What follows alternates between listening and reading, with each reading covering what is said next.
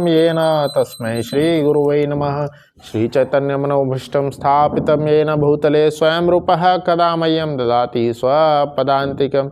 वन्देऽहं श्रीगुरो श्रीयुतापत्कमलं श्रीगुरून् वैष्णवांश्च श्रीरूपं साग्रजातं सगण रघुनाथान्वितं तं सजीवं सावद्वैतं सावधूतं परिजनसहितं कृष्णचैतन्यदेवं श्रीराधा कृष्णपादां सगण ललिता श्रीविशाखान्वितांश्च।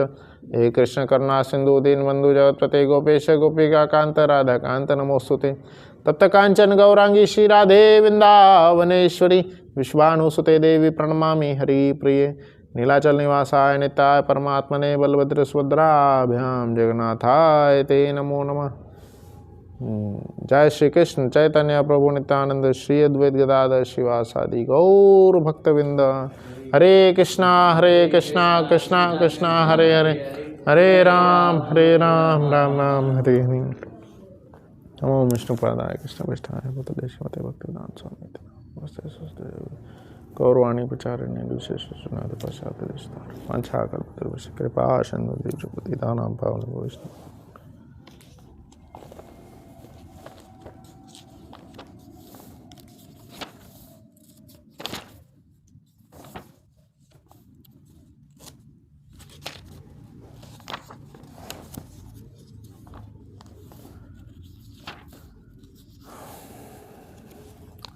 हरे कृष्णा। आप सभी का आज के प्रातःकालीन भागवतम सत्र में स्वागत है। आज बहुत ही सुंदर श्लोक हम चर्चा कर रहे हैं। यह श्रृंखला नारद मुनि और ब्रह्मा जी का संवाद चल रहा है। श्रीमद् भागवतम जो पूर्ण रूप से अमल पुराण है, इसमें भगवान के गुण रूप लीलाओं पे चर्चा होती है। भगवान ने यह सृष्टि कैसे बनाई, हम कहाँ हैं, हम कौन से जगत में रह रहे हैं, यह सभी प्रश्नों का उत्तर श्रीमद् भागवतम में मिलता है। कई सारे प्रश्न जो हमारे मन में उठते हैं कि सुंदर जगत है, कैसे बन रही है, कैसे चल रहा है, इतनी सारी चीज़ें कैसे आ रही है, क्यों हम इतना दुख झेल रहे हैं, कहाँ हमें जाना है, हम कहाँ से आए हैं, ये सारे प्रश्न, इतने सारे अनगिनत प्रश्न हैं। वो सारे प्रश्नों का उत्तर जो है श्रीमद् भागवतम में है। और उसी श्रृंखला में बहुत सुंदर यहाँ पे अभी वार्तालाप चल रहा है किनके द्वारा, जो इस पूरी सृष्टि के क्रिएटर हैं, फर्स्ट इंजीनियर हैं, फर्स्ट इंजीनियर है, जिन्होंने सृष्टि बनाई है, सृष्टि के जो सृष्टा हैं ब्रह्मा जी, वह बता रहे हैं कि जब पूरी सृष्टि में कुछ नहीं था तब क्या था। तो नारद मुनि उनसे यह सवाल पूछे हैं कि यह सृष्टि कैसे बनी, प्लीज़ बताइए, कैसे यह सबका निर्माण हुआ। क्या आप ही सब निर्माण कर रहे हैं या आपको और भी कोई गाइडेंस दे रहा है, आपको और भी कोई बता रहा है, आप इतना सुंदर चीज़ बना रहे हैं। जैसे हम कोई बाहर आर्किटेक्चर देखते हैं, इतना सुंदर मार्बल देखते हैं, तो उसके बनाने वाले को जाके पूछते हैं, वाह कितना सुंदर बनाए हैं तुमने, कितना सुंदर, बहुत अच्छा है, इतना तुमने कैसे सोचे, कैसे, कहाँ से देख के बनाए। और ईर्ष्या भाव होती है या प्रेम वश होता है तो हम पूछते हैं कैसे बनाए, कहाँ से देख के बनाए, किसने आपको प्रेरित किया बनाने के लिए। तो यही प्रश्न नारद मुनि प्रेम वश पूछे हैं ब्रह्मा जी से। 5वें अध्याय में पूछे थे और उसी को बताते हुए अभी 6वां अध्याय चल रहा है। और अब ब्रह्मा जी आज वो खुलासा करने वाले हैं, इस श्लोक में वो खुलासा किए हैं कि जब वो प्रकट हुए थे तब उन्होंने क्या देखा। जैसे कोई एक बच्चा प्रकट होता है तो कुछ देखता ही नहीं है, वो क्या ऐसे रोता रहता है। क्यों रोते रहता है, शास्त्र में बताया गया है। तो शास्त्र में बताया गया है कि बच्चा गर्भ में, माँ के गर्भ में इतना कष्ट झेल करके आया है, इतना कष्ट झेला है, इतने सारे कीड़े मकोड़े ने उसको हर एंगल से इतने काटे हैं, कितने सारे गर्भ में कीड़े मकोड़े होते हैं, कितना कष्ट झेल करके, है ना। हम 2 मिनट शीर्षासन करते हैं, बस हो गया, बोलते हैं पूरा साल भर का हो गया। 2 मिनट के शीर्षासन में मतलब उल्टे लटकने में हमारा हरिबोल हो जाता है। तो बच्चा 9 महीना शीर्षासन करके आया है, 9 महीना उल्टा लटका रहा, इतना कष्ट झेला, और आते ही फिर इसलिए क्या करने लगता है, बहुत ज़ोर से रोता है।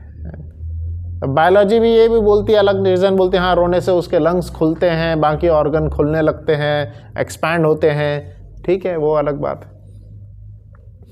तो इसलिए, पर मैं यहाँ बता रहा था, बच्चा जब आता है तो आगे क्या देखता है, इतना सुंदर सृष्टि, बाहर देखता है, सृष्टि को देखना चालू करता है, इतनी सारी चीज़ें जानना चालू करता है, सब चीज़ उठा करके एक्सपीरियंस करता है, ये क्या है, ये क्या है, ये क्या है, वो क्या हो रहा है, ये कैसे होता है।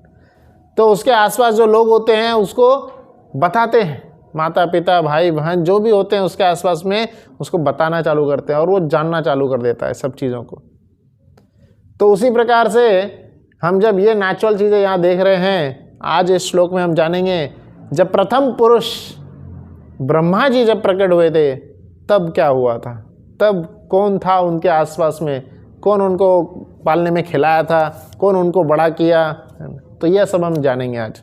तो यह सुंदर सा श्लोक है, यदास्य नाभ्यात नालिनात अहम आसम महात्मनः नाविदम यज्ञ संभारान पुरुष अव्यवान ऋते। तो यहाँ ब्रह्मा जी, क्योंकि जब वो आए थे तब कोई नहीं था, तो वो खुद ही बता रहे हैं कि कैसे उन्होंने सृष्टि में प्रवेश किए, क्या क्या हुआ उस समय। बहुत सुंदर श्रृंखला चल रही है। यही सब हमें श्रीमद् भागवतम, हमारे महान शास्त्र का गुणगान है, ये महान शास्त्र की महिमा है कि सब कुछ हमें शास्त्र में मिलता है। इसलिए शास्त्र को माता कहा गया है, और गुरु जो शास्त्र को पढ़ कर बताते हैं, गुरु पिता समान होते हैं।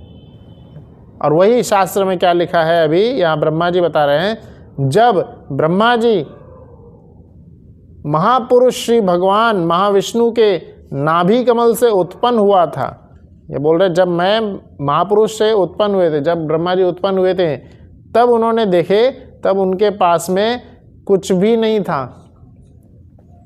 तो यहाँ पे पहली एक चीज़ पे हम चर्चा करेंगे कि ब्रह्मा जी कैसे उत्पन्न हुए।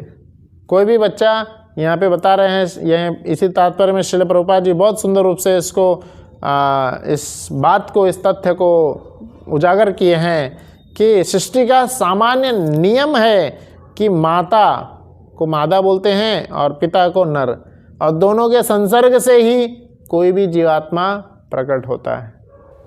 कोई भी जीवात्मा, चाहे कीट पतंग पशु पक्षी, कोई भी जीवात्मा, मनुष्य, सब देखेंगे तो ये कैसे प्रकट होते हैं, नर और मादा के संसर्ग से ही प्रकट होते हैं। तो यह हम कहीं और इसके अलावा और कोई नियम नहीं देखे हैं, ऐसा कुछ और नियम नहीं देखे। अब साइंस एक अलग निकाल रहे हैं, test tube baby, test tube से बेबी प्रकट होगा। क्लोनिंग कर रहे हैं, क्लोनिंग कर रहे हैं मतलब उनके क्लोन हो जाएगा, मतलब जैसा शरीर है वैसे ही एक और नया शरीर आ जाएगा। तो क्लोनिंग, टेस्ट ट्यूब बेबी, यह सब चल रहा है। पर कोई भी टेस्ट ट्यूब बेबी ऐसा नहीं है, वो तो साइंस के एक्सपेरिमेंट से इसमें हाँ निकल गया, कुछ तो आ गया, कुछ दिनों के लिए रह जाए, हमेशा के लिए ना रह सकता।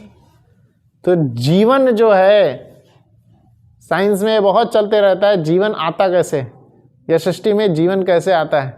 प्रभुपाद जी ने इसके ऊपर सुंदर सी पुस्तक लिखे हैं, लाइफ कम्स फ्रॉम लाइफ।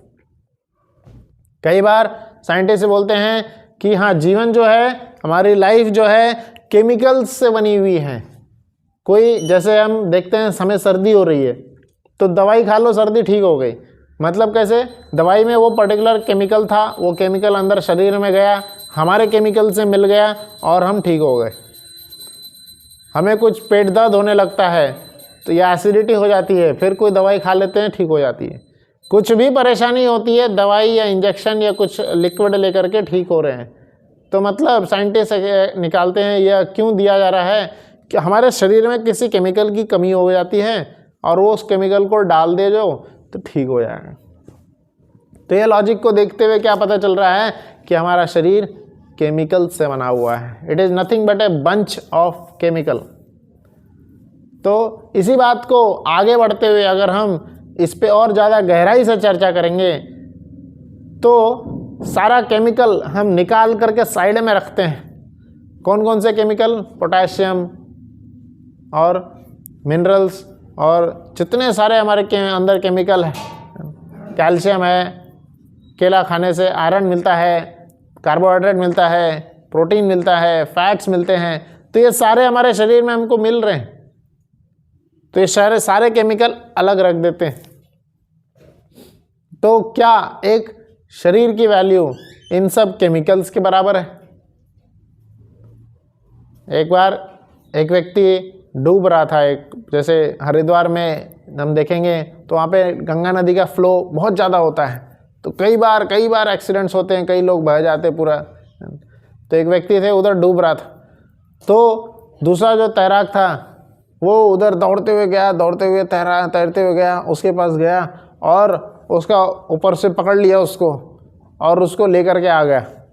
और जब ला करके देखा क्या लाया था तो उसका कोट लेकर के आया था। व्यक्ति तो चला गया, व्यक्ति तो डूब गया, उसका कोट उठा के बचा लिया। तो क्या उसने व्यक्ति को बचाया?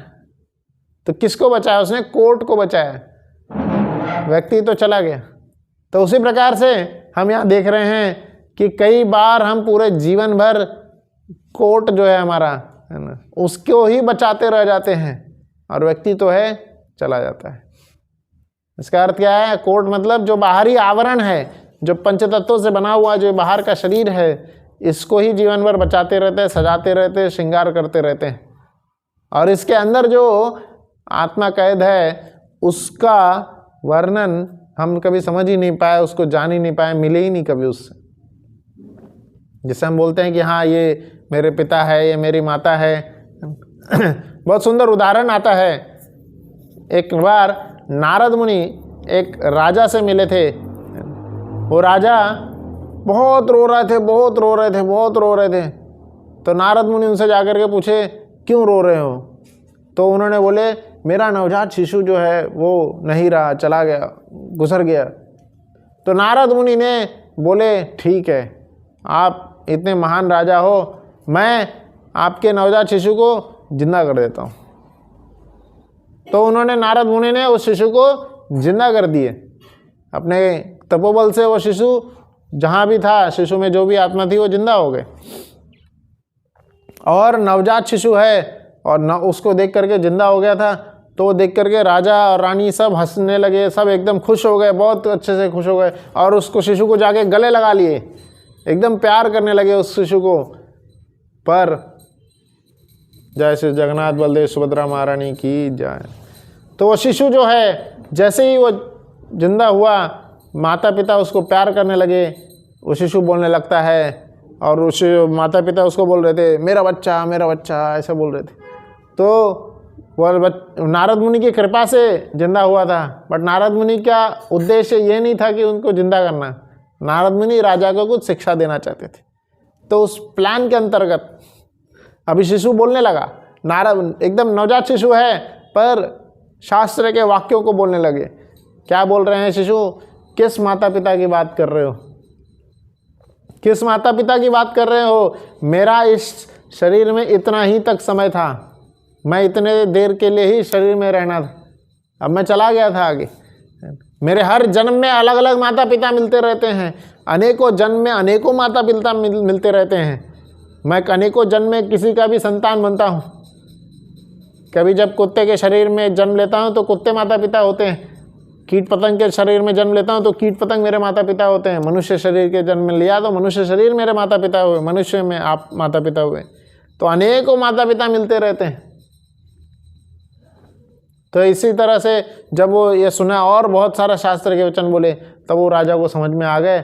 और फिर ये सब बोलने के बाद शिशु फिर से शरीर त्याग करके अपने अगले गंतव्य स्थान पे चला गया।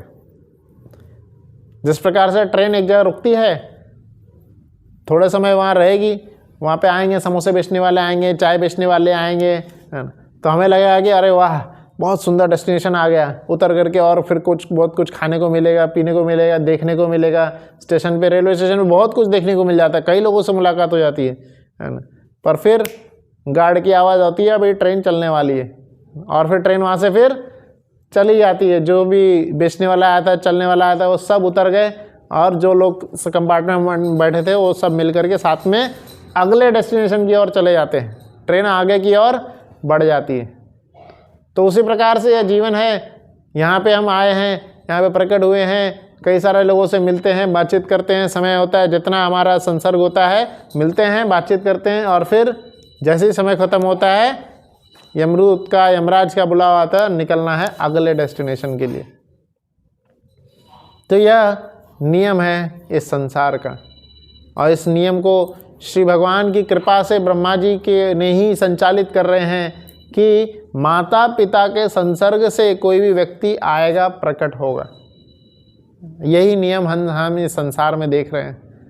पर जो प्रथम पुरुष है ब्रह्मा जी, वह इस नियम के परे थे। उनके आने के बाद यह सब नियम बने। तो जब ब्रह्मा जी प्रकट हुए, तब ब्रह्मा जी शरीर में क्या देख रहे थे, इस पूरे विश्व में क्या देख रहे थे? कुछ भी नहीं था इस पूरे विश्व में, पूरा अंधकार ही अंधकार था सब जगह। ब्रह्मा जी नाभि कमल से प्रकट हुए थे। नाभि कमल से विष्णु भगवान के नाभि से एक कमल निकला था, बहुत सुंदर कमल। उस कमल के ऊपर ब्रह्मा जी प्रकट हुए थे। और जब ब्रह्मा जी प्रकट हुए, आसपास देखे तो कुछ भी नहीं दिख रहा था। तो उन्होंने तपस्या की, उनको आकाशवाणी हुई कि उनको क्या करना है, वो जानना चाहते थे क्या करूं। तो बोल रहे थे तपस्या की।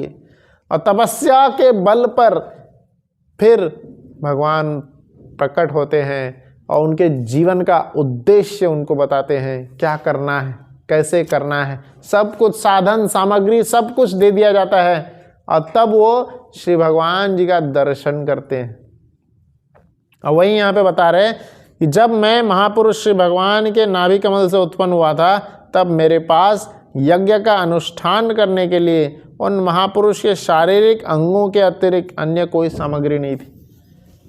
तो जब भगवान ब्रह्मा जी प्रकट हुए थे तो यज्ञ करने बोले, तो यज्ञ के लिए कृष्ण के, भगवान के, महाविष्णु के शरीर के अलावा उनके पास कुछ और था ही नहीं कोई यज्ञ। जैसे यज्ञ में यज्ञ कुंड की सबसे पहले ज़रूरत होती है, फिर हवन सामग्री की ज़रूरत होती है, फिर अग्नि की ज़रूरत होती है, घी की ज़रूरत होती है, कई सारी चीज़ों की ज़रूरत होती है। इनमें से कुछ भी नहीं था उनके पास। सिर्फ क्या था? भगवान का शरीर। भगवान के शरीर के अलग अलग अंग थे।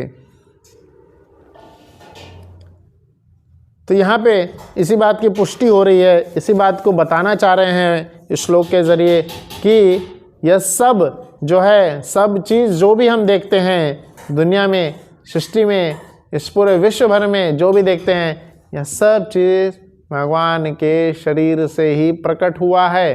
एक एक चीज़ भगवान के शरीर से प्रकट हुआ है। जैसे यहाँ पे ब्रह्मा जी ने प्रकट करने के बाद क्या किए? असेंबल किए हैं।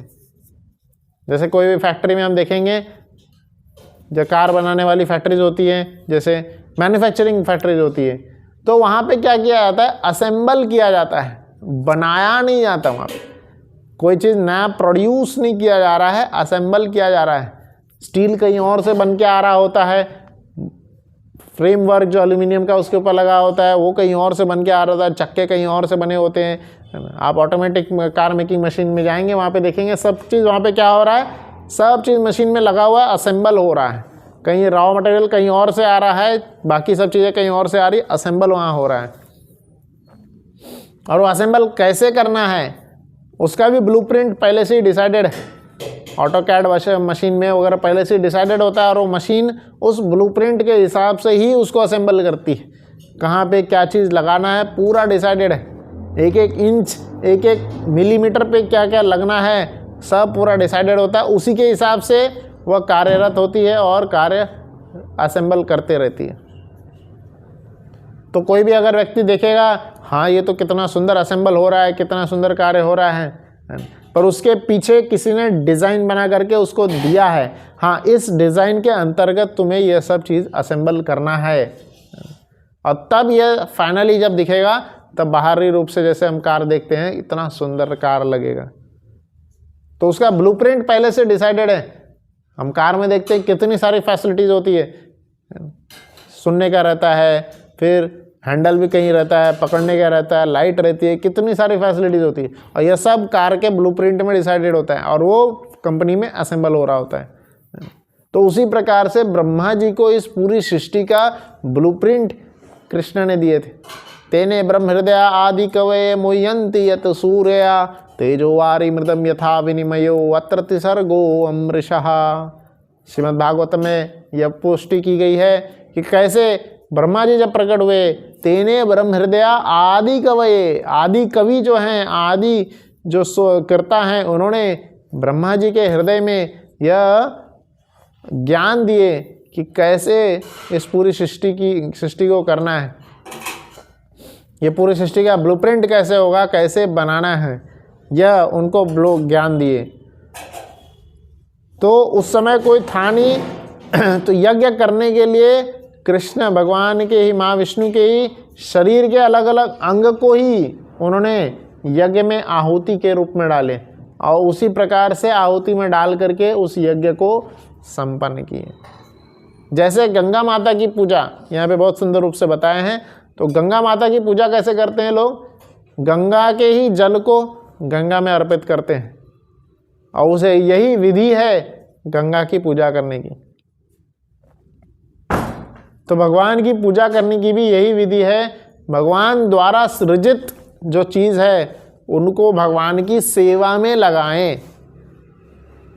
यहाँ पे दो वर्ग के लोग होते हैं, एक जो बताया जा रहा है निर्विशेषवादी, और दूसरे जो बताए जा रहे हैं सगुणवादी। निर्विशेषवादी भगवान को निराकार मानते हैं, सगुणवादी भगवान के नाम रूप गुण लीला को जानते हैं और उनकी वर्शिप करते हैं, उनकी पूजा आराधना करते हैं। तो निर्विशेषवादी जो भगवान, जो प्रत्येक वस्तु जानते हैं कि प्रत्येक वस्तु साक्षात श्री भगवान के अतिरिक्त कुछ नहीं है, तो निर्विशेषवादी क्या बोलते हैं? तो भगवान की पूजा क्यों करें, अपना काम करते रहते हैं, अपने ये सब चीज़ जैसे ये पेन टेबल ये सब भगवान के ही शरीर हैं, भगवान के ही, तो इनकी हम काम करते रहेंगे, इनको यूज़ करते रहेंगे, भगवान की पूजा क्यों करें? तो यह उस तरह से है जैसे कोई पिता, कोई लड़का, अपना बच्चा आकर के पिता को बोलता है कि पिताजी आप मुझे अपनी सारी प्रॉपर्टी दे दो, आप चले जाओ यहाँ से। तो ऐसे कई जगह पे हम देखते हैं कि बालक जो है पिता की सारी प्रॉपर्टी हड़पना चाहते हैं, या पिता से सब ले लेते हैं, है ना, और पिताजी से दूर रहना चाहते हैं। फिर पिताजी के पैसे चाहिए पर पिताजी नहीं चाहिए, दूर रहो। हम क्या कर रहे हैं उस पैसे से, हम क्या कर रहे हैं उस चीज़ों से, पिताजी को पता नहीं चलना चाहिए, दूर एकदम, है ना। जो पता चलेगा तो सही गलत का हमें लेक्चर झाड़ेंगे, सही गलत हमें सिखाएंगे, तो इससे कोई भी व्यक्ति क्या होता है, दूर रहना चाहता है। तो इसलिए यहाँ पे यही बता रहे हैं, निर्विशेषवादी ऐसे ही होते हैं, भगवान की एनर्जीज को यूज़ करते हैं, भगवान की क्रिएशन में जो शक्तियाँ हैं उसको यूज़ करते हैं, भगवान से दूर रहना चाहते हैं। तो जैसे रावण का उदाहरण आता है, रावण भगवान की शक्ति को यूज़ करना चाह रहे थे, भगवान की शक्ति को एंजॉय करना चाहते थे विदाउट लॉर्ड राम। पर हनुमान जी जो हैं सेवा वृत्ति के जाने जाते हैं, सेवा वृत्ति, भोग वृत्ति नहीं, सेवा वृत्ति। वह भगवान की शक्ति को भगवान से जोड़कर भगवान के साथ में उनको देखते हुए एंजॉय करना चाह रहे थे, भगवान के साथ में सेवा करना चाह रहे थे। जो ये होते हैं सगुणवादी, जो भगवान के रूप, भगवान के लीलाओं को जानते हैं, उनको देखते हैं और भगवान की संपत्ति को भगवान का ही अंश मानते हुए उनके सेवा में यूज़ करते हैं। श्रील प्रभुपाद जी बोलते हैं कि उन्होंने एक बार न्यूज़पेपर में देखे थे, तो कई सारे संत थे, वो पैसे को ऐसे बोल रहे थे पैसा नहीं चाहिए, नहीं चाहिए। तो श्रील प्रभुपाद जी ने बोले नहीं, ऐसा ही फ़ोटो मेरा छापो, और मैं सारे पैसे को ऐसे गले लगाऊंगा और छापो मेरा फोटो। तो श्रील प्रभुपाद जी के शिष्य ने पूछा इसका अर्थ बताइए, मतलब ऐसा क्यों आप कह रहे हैं? तो श्रील प्रभुपाद जी बोले इस दुनिया में जो भी चीज़ है, जो भी कार्य हमें दिख रहा है, वह सब भगवान की संपत्ति है। तो भगवान की संपत्ति कृष्ण भगवान की सेवा में यूज़ होनी चाहिए। सेवा में हम यूज़ नहीं करेंगे तो वह हमें पाप देगा, हमें वह कष्ट का कारण बनेगा। जिस प्रकार से कोई बच्चा अगर पिता से अलग होकर के यूज़ करना चाहता है, अलग होकर देखना चाहता है, अलग होकर एंजॉय करना चाहता है, तो पिताजी ही उस पर कृपा करते हैं और उसको सिखाते हैं, हाँ ठीक है अलग ही करना है, तुम जाओ ऐसे ऐसे कैसे करो, उसको चीज़ें सिखा देते हैं, समझा देते हैं और भेज देते हैं, जाओ करो ठीक। और नहीं कर पा रहा है उसको पीछे से साइड सपोर्ट भी देते हैं, हाँ चलो ऐसे जाओ, तुम मेरे बेटे को ऐसे मदद करो, ऐसे ऐसे करेगा वो, अच्छे से सिखा देते हैं, दूसरे से सपोर्ट कराते हैं। तो सब चीज़ पिताजी ही बच्चे को करवा रहे हैं, पर बच्चे को क्या लगता है, मैं खुद से कर रहा हूँ, मैं खुद से कर रहा हूँ, अपने बल पे कर रहा हूँ, अपने बल पे कर रहा हूँ। तो यही अहंकार कई बार हो जाता है कि मैं खुद के बल पे किया हूँ। कई लोग बोलते हैं मैं खुद के बल पे अपना प्रॉपर्टी खड़ा किया हूँ, खुद के बल पे सब कुछ किया हूँ। अरे करने के लिए जो सामर्थ्य दे रहे हैं वह कृष्ण है। भगवद गीता के 10वें अध्याय में कृष्ण बोले हैं जो शारीरिक बल तुम्हारे पास है वो भी कृष्ण की कृपा से है, जो बुद्धि है वह भी कृष्ण की कृपा से, इंद्रियां जो कार्य कर रही है वह भी कृष्ण की कृपा से है। 10वें अध्याय के 8वें श्लोक में बहुत सुंदर रूप से भगवान बताए हैं, अहम सर्वस्य प्रभवो मत्तः सर्वं प्रवर्तते इति मत्वा भजन्ते मां पूरा भाव समन्वितः। क्या बोल रहे हैं? यह 4 श्लोक भगवद गीता का 10वें अध्याय का 8वां श्लोक, 9वां, 10वां, 11वां, यह 4 श्लोक चतुर्श्लोकी भगवद गीता कहा जाता है। इसमें भगवान प्रेमवश इस पूरी सृष्टि का सीक्रेट बता दिए हैं, कैसे यह पूरी सृष्टि चलती है, कैसे यह कार्यरत होती है। अहम सर्वस्य प्रभवो मत्तः सर्वं प्रवर्तते। तो कृष्ण बता रहे हैं अहम अर्थात कौन? कृष्ण। सर्वस्य मतलब सबसे, सबका, है ना, सबका वो क्या है? प्रभवो। प्रभ मतलब उत्पत्ति का कारण है। तो सब चीज के उत्पत्ति का कारण कौन है? कृष्ण। कृष्ण से ही आ रहा है। एक बार एक व्यक्ति ग्लास फैक्ट्री चलाते थे, ग्लास फैक्ट्री में ग्लास की चीज़ें बनाते थे, जो शैंडलियर्स होते हैं और अलग अलग चीज़ें होती हैं। तो ये सब ग्लास फैक्ट्री के ओनर थे। वो श्रील प्रभुपाद जी के पास आए थे। तो वो बोल रहे थे, श्रील प्रभुपाद जी को अपने फैक्ट्रीज के बारे में बता रहे थे, मैं ये काम करता हूँ, इस पूरे शहर में जहाँ भी ग्लास वर्क हो रहा है सब मैं कराता हूँ, सब मेरा है, फैक्ट्री मैं कराता हूँ। तो श्रील प्रभुपाद जी बोले अच्छा सब कुछ आपका है, तो ग्लास जो बनाते हो तो ग्लास कैसे बनती है? तो ग्लास वो मैन्युफैक्चर करता ही था, उसने बताया सिलिका से बनती है, सिलिका और से बनता है, सिलिका और सैंड को मिल करके और फिर उसको मैन्युफैक्चर किया जाता है, ग्लास बनता है। सिलिका कहाँ से आता है? श्रील प्रभुपाद जी बोले सिलिका कहाँ से आता है, सैंड कहाँ से आता है? तो सिलिका जो है सिलिकन ओर से आता है, सिलिकन ओर से, सिलिकन ओर से। और सैंड कहाँ से आता है? वो तो फिर नेचर से आता है। सिलिकन ओर भी कहाँ से आता है? नेचर से आता है। तो इस प्रकार से देखे कि जो भी वो ग्लास का काम कर रहा था बट प्रकृति से ही तो सारी चीज़ें ले रहा था, प्रकृति से ही सारी चीज़ें ले रहे। तो प्रभुपाद जी उनको बोले हैं तुम चोर हो, प्रकृति से ही सारी चीज़ें ले रहे हो और बोल रहे हो कि ये तुम्हारा है, तुम्हारा है, तुम अपना नाम लगा के स्टैंप लगा के बेच रहे हो, तुम अपने यूज़ के लिए लगा रहे हो। तो वो बोलने लगा, वो व्यक्ति जो था बोलने लगा, नहीं नहीं नहीं प्रभुपाद जी मैं कुछ दान भी करता हूँ। बोले ठीक है, तुम हीरा चोर नहीं हो, तुम खीरा चोर हो। थोड़ा दान करते हो इसलिए खीरा चोर। तो कुछ भी हमारा जो है हम अपने आप से नहीं लाए हैं, अपना नहीं बनाए, कुछ भी नहीं।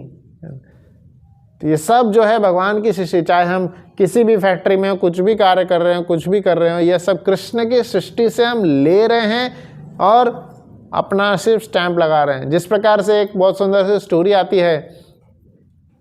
एक बार एक ज़मींदार थे, उन्होंने एक कारपेंटर को एक बहुत सुंदर सा अलमीरा बनाने को बोले, अलमीरा जिसमें सामान कपड़े वपड़े सब रखते हैं, तो वह कपड़े सब रखने का एक बहुत सुंदर सा अलमीरा बनाने को दिए, बहुत सुंदर, उसको डिज़ाइन भी वही बताए।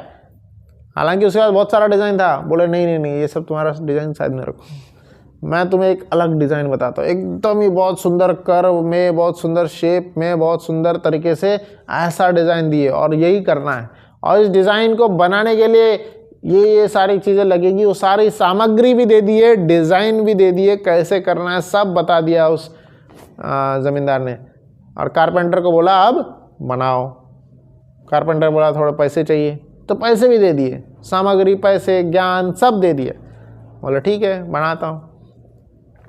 और वो बनाने के बाद कई समय, कई महीने के बाद बन गया। जब तैयार हो गया, बहुत मेहनत से उसने बनाया था, बीच बीच में जो कुछ लग रहा था वही कारपेंटर, वही ज़मींदार से जाके ले रहा था, सब कुछ उससे ही ले रहा था, सब कुछ उससे पूछ पूछ के कर रहा था, है ना। अब बाद में कई समय के बाद जब बन गया तो ज़मींदार कहीं बाहर चला गया था, और जब इधर बन गया इसका अलमीरा, तो वो जो बनाने वाला था कारपेंटर, वही बहुत आकर्षित हो गया, वो उस अलमीरा के प्रति बहुत आकर्षित हो गया।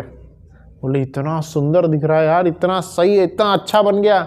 और फिर वो क्या किया, उसको अपने किसी रिश्तेदार के पास भेज दिया, अपने किसी आदमी के पास भेज दिया, बोले जाओ जाओ ये लेके चले जाओ, बेच दो, बहुत सुंदर चीज़ है। जब ज़मींदार वापस आए, उन्होंने बोले कहाँ है, लाओ, बन गया था ना, लाओ मेरा वापस करो, मेरा सामान, मेरा चीज़, मेरे सारा सामान, मेरा पैसा लेके तुमने अपना अलमीरा बनाए, तुमने बनाया अलमीरा, दो वापस मुझे। तो कुछ तो बहाना बोलने लगा, इधर कल दूंगा, नहीं दूंगा, परसों दूंगा, कल आना, कल दूंगा। तो ये सब बहाना बताने लगे, ये सब चीज़ करने लगे। जैसे हम लोगों को दान मांगने जाते हैं, लोग बोलते हैं हाँ नहीं कल दूंगा, परसों दूंगा, पूछ के दूंगा, वाइफ से पूछ के, हस्बैंड से पूछ के, इधर से पूछ पाछ के दूंगा। तो वैसे ही वो कारपेंटर जो है बोलने लगा, मैं इससे पूछ के दूंगा, उससे पूछ के दूंगा, कल दूंगा, आगे दूंगा, अगले महीने दूंगा, अगले महीने, साल के अंत में दूंगा। तो ऐसे वह बोलने लगे। कारपेंटर जो ज़मींदार था समझ गया, भाई मेरी सामग्री लेकर के मेरा सामान बनाए हो और वापस मुझे नहीं किए। तो उन्होंने क्या किए, पुलिस केस कर दिए। और पुलिस आकर के उसको भी जब्त कर लिए, और उसने जो अलमीरा बनाया था उसको मार मार के पूछ करके कहाँ है अलमीरा, वो भी पूछ लिया। अलमीरा वापस ज़मींदार को दिलाए और उसको न्याय मिला, उसको सज़ा भी मिली। तो इस प्रकार से हम भी जब इस दुनिया में आए हैं, दुनिया की ही सारी चीज़ें ले रहे हैं, यहीं से सारी सामग्री उठा रहे हैं, यहीं से हम अपने लिए यूज़ कर रहे हैं, और कृष्ण के लिए जब दान की बात आती है तो ज़ीरो हो जाता है। तो ये सब भगवान की सेवा में लगाने के लिए होता है, सब भगवान की सेवा में, उनको कृष्ण की सेवा में वापस करने के लिए होता है। और कृष्ण याद रखे कुछ लेते नहीं है, कृष्ण भगवान बहुत कृपा करते हैं हम पे। वो कार्य जो भी हम भगवान को देते हैं वो शुद्ध करके वापस कर देते हैं, ताकि उस चीज़ से हमें कोई कर्म ना लगे। जैसे भगवान को कुछ भोग अर्पित करते हैं तो भगवान क्या करते हैं, पूरा नहीं खा जाते। भगवान जानते हैं कि ये जीवात्मा जो है उसी खाने पे निर्भर है। जैसे पिता जानता है बच्चे को क्या क्या चाहिए, बराबर देते रहता है, पिता सब ले नहीं लेते। तो इसलिए जो यहाँ पे बता रहे हैं, निर्विशेषवादी ये तर्क जैसे करते हैं कि भगवान की पूजा से क्या लाभ है, भगवान की चीज़ों को ही हम यूज़ करेंगे। तो भगवान की पूजा करने से भगवान प्रसन्न हो जाते हैं। ये पूरी सृष्टि में वो क्रिएशन, ये पूरी सृष्टि का क्रिएशन ही उन्होंने हम जीवात्मा पे कृपा करने के लिए ही किए हैं, जीवात्मा पे कृपा करने के लिए ही किए हैं। तो जीवात्मा के कई सारे इच्छाएं हैं, कई सारे मनोवृत्ति है, उन सब को पूरी करने के लिए ही कृष्ण ने सृष्टि की है, उनको सारी सामग्री दी जा रही। तो यहाँ पे बताते हैं, पृथ्वी बुद्धिमान भक्त पृथ्वी से उत्पन्न हुई सामग्री से माता पृथ्वी की पूजा करते हैं। इसी प्रकार माता गंगा की पूजा गंगा जल से की जाती है, फिर भी पूजक को ऐसी पूजा का फल मिलता है। तो कोई भी चीज़ हम भगवान की लेकर के भगवान को ही वापस करेंगे, पूजा वापस भगवान की करेंगे, तो उसका फल भी जो है पूजक को ही मिलेगा। वो जो है गंगा माता वापस अपने पास फल नहीं रख लेगी, या भगवान भी वापस नहीं रख लेते हैं। पूजक जो है जो कार्य कर रहा है, पूजा कर रहा है, उसी को फल मिलेगा, उसी को लाभ मिलता है। एक और चीज यहाँ पे बता रहे, एक और, जहाँ निर्विशेषवादी त्रुटिवश इस निष्कर्ष पर पहुंचता है कि वह साक्षात श्री भगवान है, वही सगुणवादी अत्यंत कृतज्ञता पूर्वक भक्ति भाव से श्री भगवान की पूजा करता है और जानता रहता है कि श्री भगवान से भिन्न कुछ भी नहीं है। ये बहुत ही इम्पोर्टेंट विषय है कि हम भगवान से, हम ये जानना चाहिए कि भगवान से भिन्न कुछ भी नहीं है। भगवान से भिन्न इस शरीर में, इस सृष्टि में कुछ भी नहीं है। हम हर वस्तु से कुछ न तो कुछ सीख सकते हैं, कुछ न तो कुछ जान सकते हैं, अपने जीवन में कुछ वैल्यूज़ ले सकते हैं। जैसे एक व्यक्ति थे, उन्होंने इस पूरे पृथ्वी को पूरे सृष्टि को देखते हुए 24 गुरु बनाए थे। उन्होंने 24 गुरु, हर जगह से उन्होंने बहुत कुछ सीखे थे। एक घर में गए, वहाँ पे एक लेडी बैठी थी और वह बाहर से देख रहे थे, वो घर के बाहर से। तो उस लेडी के घर में कोई मेहमान आए वहाँ पे, और वो मेहमान आए तो फिर वो उसके लिए बोली, ठीक है मैं कुछ इनको देती हूँ खाने के लिए, कुछ इनको देती हूँ। और जब देने लगी, जब गई वहाँ पे, तो उसके पास कुछ भी नहीं था देने के लिए। तो फिर क्या कर रही थी, अपने जो थोड़ा बहुत था बना रही थी, कुकिंग कर रही थी, बनाने लगी। और जब बना रही थी तो उसकी चूड़ियाँ जो है आवाज़ कर रही थी, बहुत ज़्यादा आवाज़ करने लगी, है ना। तो उसने वो दो चूड़ी थी, आवाज़ करने लगी, एक चूड़ी निकाल दी और फिर अलग अलग से ऐसे बनाने लगी। तो वह उससे उन्होंने सीखे कि, उन्होंने क्या सीखे वहाँ पे कि दो जब चीज़ें वहाँ पे रह रही है तो उन्होंने क्या देखे थे, उसने अलग कर दी थी। क्यों अलग कर दी, एक ही रखी। उससे क्या हुआ कि सामने जो गेस्ट आए हैं उनको पता चल जाए कि हाँ ये घर में कोई नहीं है, ये कम सामान है, तो आवाज़ हो रही है, खनक आवाज़ हो रही है। आवाज़ से कम सामान होने की आवृत्ति निकल जाती है, हाँ ज़्यादा सामान होता है तो आवाज़ उतनी नहीं। इस तरह से उन्होंने अलग अलग जगह पे, एक जगह पे गए, एक व्यक्ति था, वो अपनी कुल्हाड़ी पे धार लगा रहा था और इतना सुंदर उस पर धार बना रहा था, बहुत तेज़, उसी और ध्यान था उसका, ऐसे ऐसे उसको घिस रहा था, पूरा धार बना रहा था। और उसके पीछे से पूरी बारात निकल गई, शादी हो रही थी, पूरी बारात उसके पीछे से निकल गई और उसको कुछ पता ही नहीं चला। पीछे से एक व्यक्ति आए, उससे पूछे बाद में, यहाँ से कोई बैंड बाजा बारात गया था, कोई ऐसा गाया? बोले पता नहीं मुझे, मैं अपने ध्यान में लगा हुआ था, मुझे तो अपने काम में लगा हुआ था। तो इससे उन्होंने एकाग्रता सीखे। तो इस तरह से सृष्टि के हर एक अंग से बहुत सारी चीज़ें उनको सीखने को मिली। और यह बहुत सुंदर, वो फिर बाद में वो अपने 24 गुरु बनाते हैं, यह वर्णन भी श्रीमद् भागवतम में आता है।